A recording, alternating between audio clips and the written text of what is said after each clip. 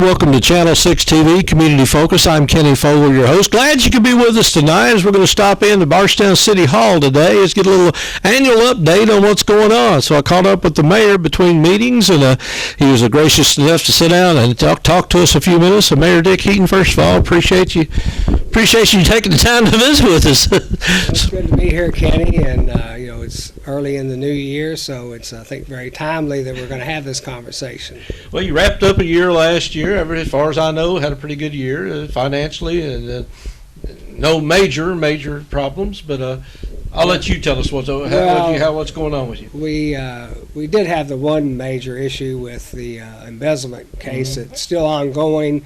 We are still auditing our books, and we want to go all the way back to where we know when it started. We know when it ended, and so we're now gone all the way back from 2019 through 2014, and it looks like we're getting near the end of when we think some of this started. So once we get the final figure, we'll release that to the public, and we've already talked to the state police, and they're going to be starting their investigation as soon as we let them know we feel like we've got to the final figure on that. So that's not anything great. I guess the good news is as soon as we got wind of it, we moved on it pretty quickly.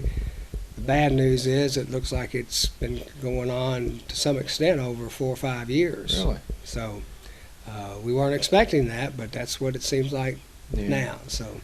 Well, like I said, I don't know exactly how to even address that, and I think you've pretty much addressed as much of it as you can probably talk about. But so that was probably the only real downside of 2019. A lot of things in a positive manner really happened last year, and some of it's carried over to this year. For instance, purchasing of the property out on 245, the old Nukem Oil property, and then we purchased 8 additional acres that adjoins our Public Works department, which is kind of behind the shopping center, Kroger's in that area, Penn's Station, and all that.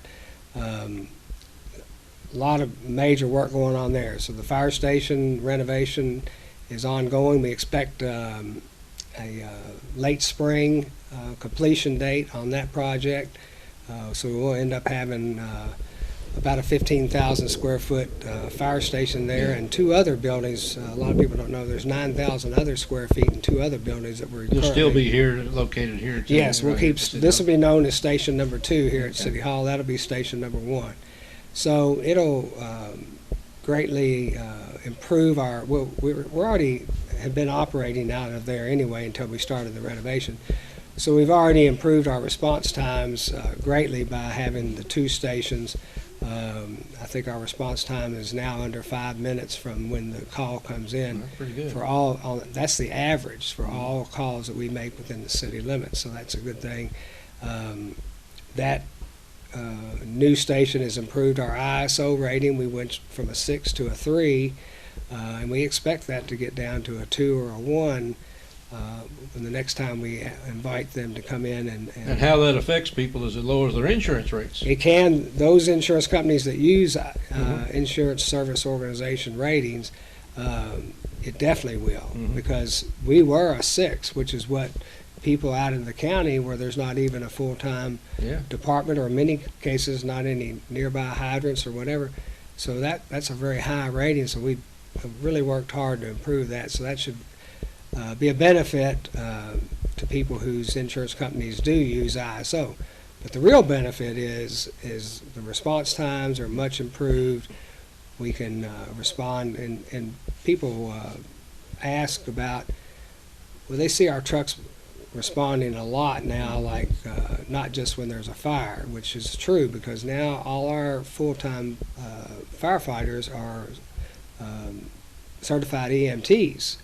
So we respond when the dispatch goes out for an ambulance. If there's a car accident with an injury, we respond. If there's somebody who's called in and they're unconscious at their home, or they've had a major accident at their home, we respond. So it's great now that you have 2 sources of response, because the ambulances, we have a limited number of ambulances. Sometimes they're already out on calls. Right. And they might be delayed to make this response in an auto accident with an injury or a construction site accident. And our people can be there and stabilize the person who has had the injury or the illness until proper ambulances happen. We had one situation here several months ago where our local ambulances were already all gone on runs, transporting people. The closest ambulance was Bloomfield.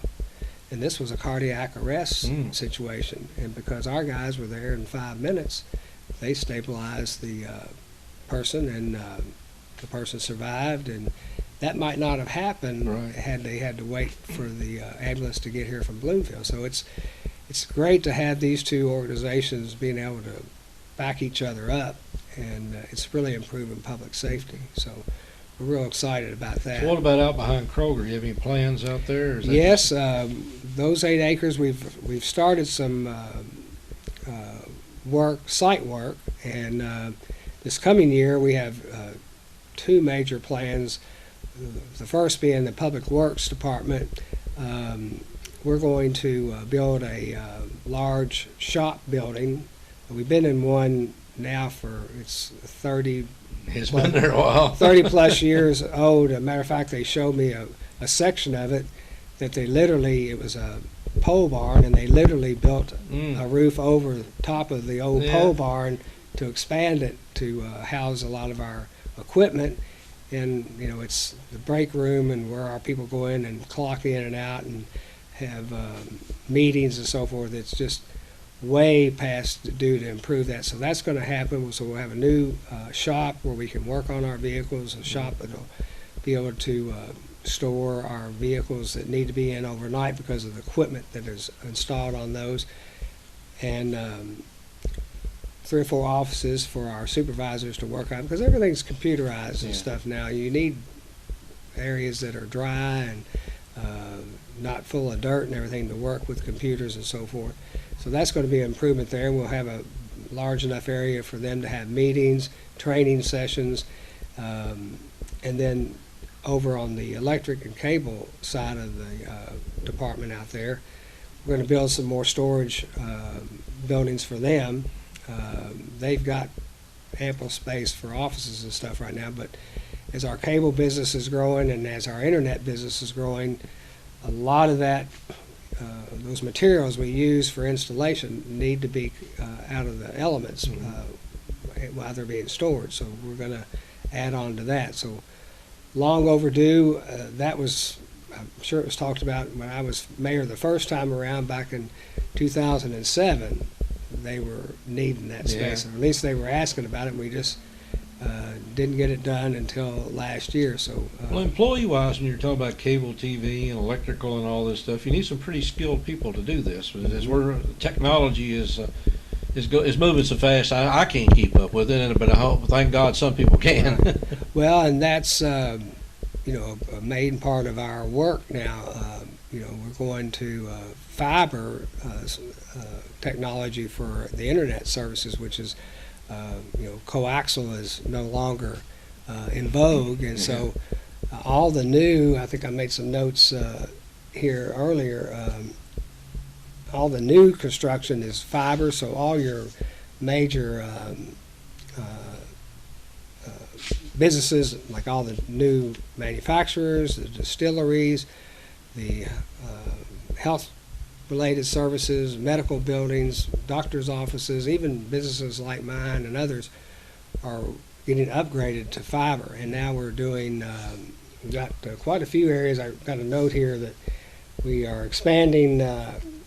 We just finished expanding out on Solitude Road and High Grove Road and Oak Trace and Keith Knob and Shady Lane and Petersburg area. So that's a lot of area over Keith Knobb's, Shady Lane, Petersburg. That's in the Boston area, and then of course we know we're Solitude and High Grove in that area. Future expansions are going to be in northeast Nelson County and on 1066 and Green Chapel Road. So that's something that we take for granted internet. Yeah, but I know a service, lot and of industries require a certain internet before they'll even come to a town to talk Right. to you. so we're able to supply that. Out in Nelson County Industrial Park, Wilson Industrial Park, all Mhm. that's been upgraded, and any of the new businesses either new they put it in automatically, and the ones that been a lot of them have been retrofitted to that. So that's a major part of our growth is particularly in the internet. So that leads me right into the next question, is growth. I mean, obviously we are growing considerably. We are got a lot more businesses here than we were just a few years ago. A lot more, I'm sure it's a lot more energy that needs to be provided, and a lot more everything needs provided. So is Bardstown growing adequately the way you wanted to, or is this something that is a concern? Well, it's more challenging, I think, now than it was 15 or 20 years ago because of what we were just now talking about. There's been a lot of new business growth here, but also residential as well. And then we're seeing a major kind of renaissance in some of the older parts of town now as well, with people buying up some of the older properties and renovating the houses. Some of the old houses that are beyond repair, let's say, are getting taken down and new properties built. Mhm. And excuse me, that's always puts pressure on us to make sure the infrastructure is there to service these new properties. So that's one thing we're focusing on this coming budget year, or this coming year, is we're going to spend about $1 million upgrading our water and sewer infrastructure in some of the older sections of town, because those lines have been there, in many cases 70 years or longer, and now there's more people on those lines and using those lines, so we've got to improve them just like we do by installing new lines out when there's a new subdivision. So that's a major focus, is to keep pace with the growth within the core Well, of Bardstown. financially, I mean, I guess you're in pretty good shape to do all this. I mean, how's this being paid for? Well, we have, of course, unrestricted reserves, but also, our utilities, our user fee, so they generate revenue. Yeah. So most of them are profitable anyway, except for those that we have a lot of debt service to handle, which sewer, for one thing, we still have some debt service there that we're handling. But the other ones carry themselves anyway and generate some profits that we're able to put in what's called unrestricted reserves, and we can use those.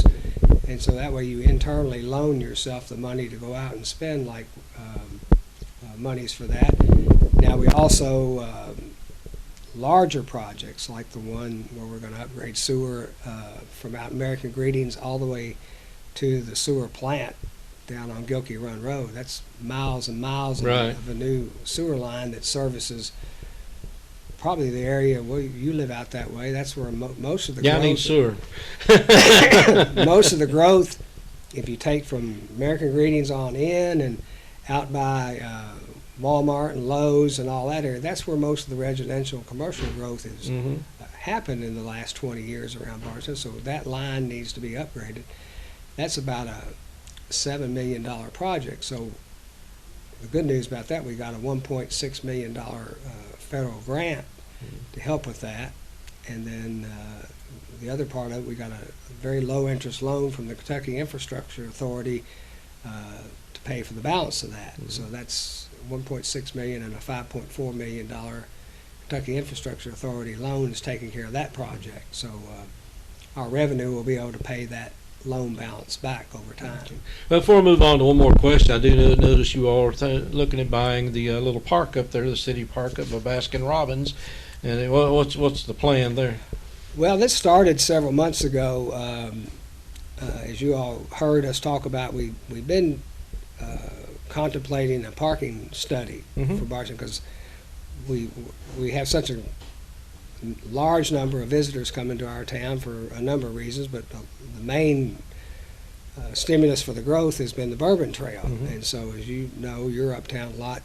The hundreds of thousands of visitors that are coming in, and all the growth that has happened downtown with commerce and residential, it's getting to be more of a challenge to find parking spots. So we've been talking about doing this study, and we started that back late last summer, And as I talked to some of the council members, they also, one of the council members also told me about a grant that was available for more playground equipment. Mhm. And so we got to talking about, well, maybe we could improve our Mayor's Park up there on Broadway and 3rd Street. And so I said, well, maybe we need to look at the entire land that's sitting there for possible parking as well as Like expansion a of the parking park. garage or something? No, like no, that, no, maybe? not there. Nothing like that? No, but we just thought if we expand that park, that's more of a quality of life, Okay. beautification type thing. We want to expand that park, probably double or triple the size of it there for people to have an area for children to play Okay. and go and sit, and after they've picked up ice cream next door or they've been visiting downtown, the tourists have a place Or I to can go stop. sit while my wife's downtown shopping. Well, sure. But it may, as a result of this parking study, what we're going to do is kind of look at it two different ways. The parking study may say, well, you can have and create the expanded park there, but maybe there's enough room for another 10 or 15, surface area parking Okay. off street parking. So that all that got discussed. We started talking about it back August, early September, and then finally we found out that the property was for sale. So now we're talking to the owner about possibly purchasing it to expand the park, and then maybe there'll be some additional off-street parking there as a result. But it'll be a nice addition. We talked to them about that property the first time I was mayor, somewhere in 2007 to 2009.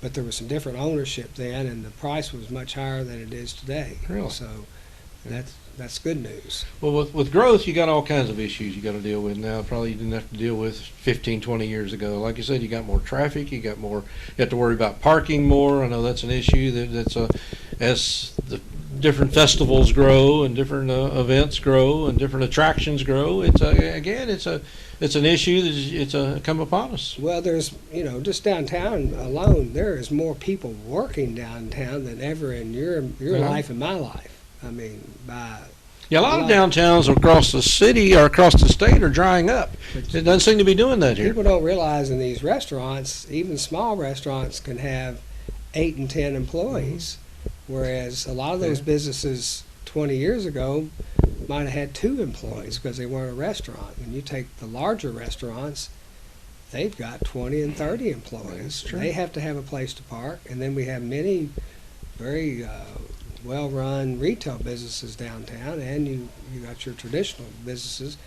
So it's just putting a real pressure on us to have enough parking, because the problem it creates for them is those parking spots don't turn over if your employees have them all tied up. So then people drive around and they can't find a place to park, and they just drive on. I know. You've been in retail I've been in the business. business down there, and it's hard to. We moved out of there in 1968. We had any place to park customers as well as Right. our own cars. If a customers can't find a place to park, they head out of town. I know exactly So, what to do. And just like in my automobile business, we had to move out of town back in '68 Yeah. because it was easier for people to get in and out and find a place to park and so forth. So what's coming up this year, 2020? I mean, obviously, there's going to be changes. People's going to ask questions Well, money-wise and everything I else. think some of the big things I can think of, I think we're really going to probably have body cams for the police department. That's something we've been already testing and vetting companies for really the last year. Yeah. But I think this year we will actually purchase the cams and start using them.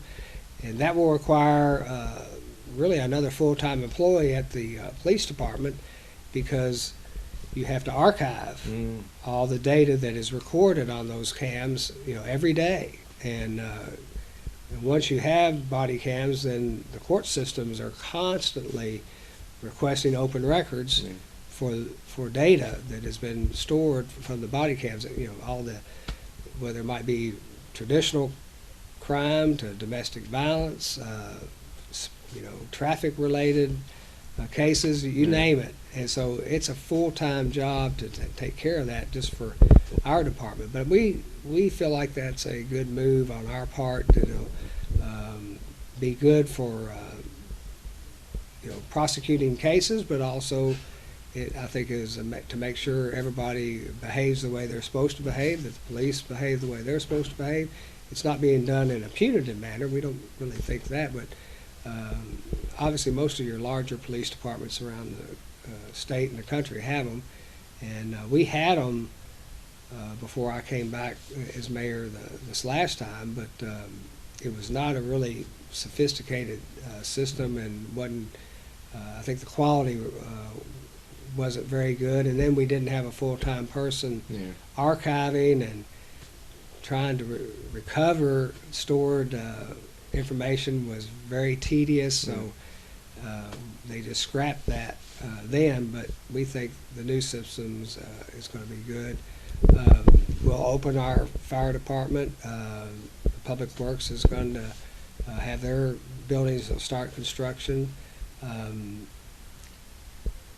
We're still going to have challenges financially with the pension situation. Cities were in the KERS. We're already paying, these are just round figures, but I think for every hazardous duty employee, police and fire, our contribution is like 36 to 38% per dollar, and regular employees are right at 20 or so, and that number is escalating over a 5-year period. They're letting us phase it in, but it's going up quite a high percentage every year, even though through this phase in.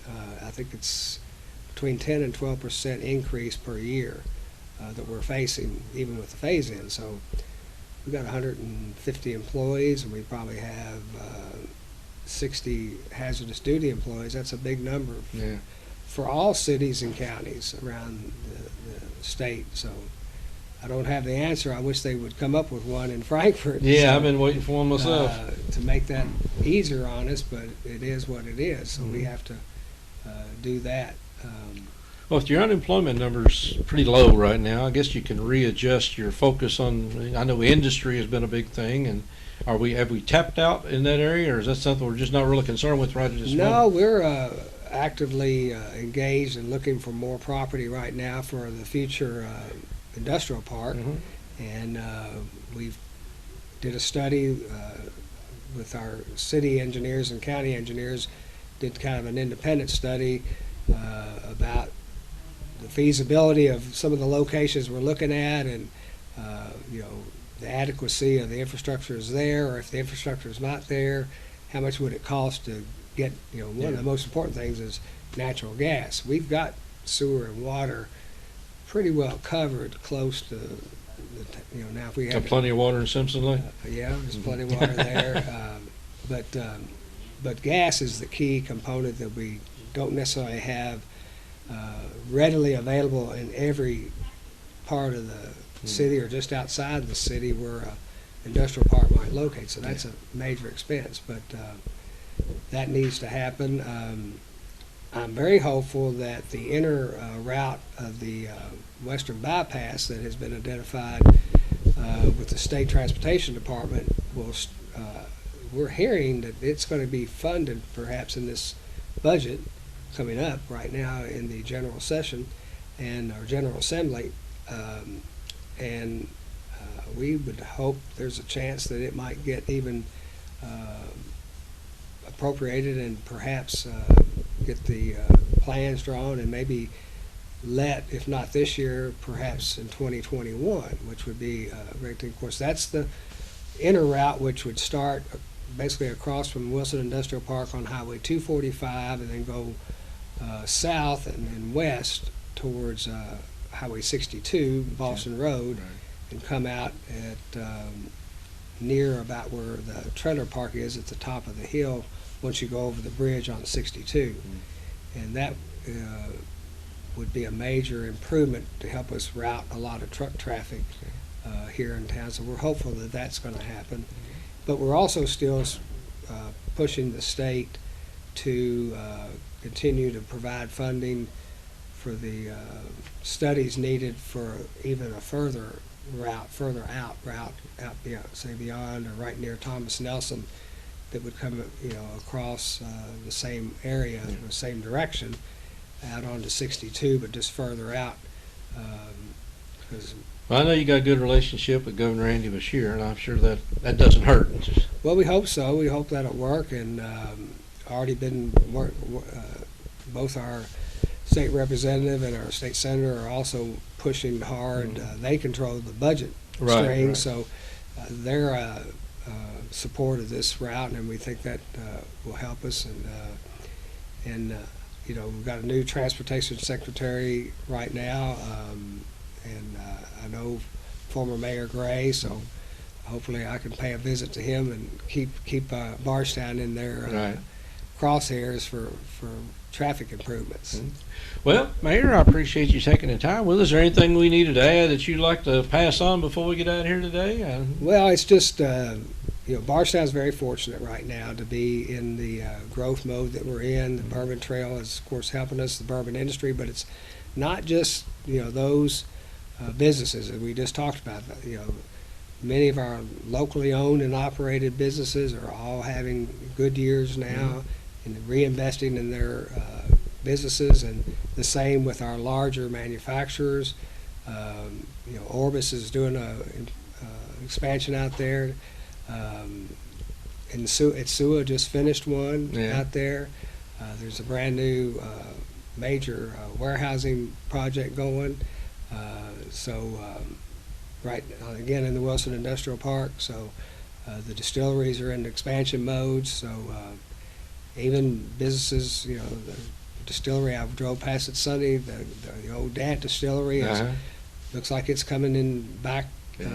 There in the New Hope area between Gethsemane and New Hope. It's a major investment in the south part of the county, and so we're fortunate here in Bardstown, Nelson County, and I'm grateful for that, and grateful for the team that we have here at the City of Bardstown working to provide all the services that we do, and we feel like we do a good job. We know we're not perfect, but we have 150 employees. We have a 14,000 population city, but we're servicing thousands of customers outside the city limits with water, New Hope and Chaplin, all over the water and place. sewer and cable and internet. So we've got a large customer base, but we're trying to make sure we provide the best service possible at a reasonable price. All right, well, Mayor, like I said, appreciate you taking the time for us. We know you got a lot on your plate, obviously, just talking here, and I'm sure we missed a lot. So, again, keep up what you're doing. If you need us for anything, give us a yell. Well, thank you, Kenny. All right, well, thank you a lot for being here today, and appreciate you all tuning in. As we got a lot going on here with Channel 6 TV and talking about the City of Bardstown, we appreciate Mayor Dick Heaton with us today. We appreciate you tuning in. So stick around, a lot more to come here on Channel 6 TV right after this.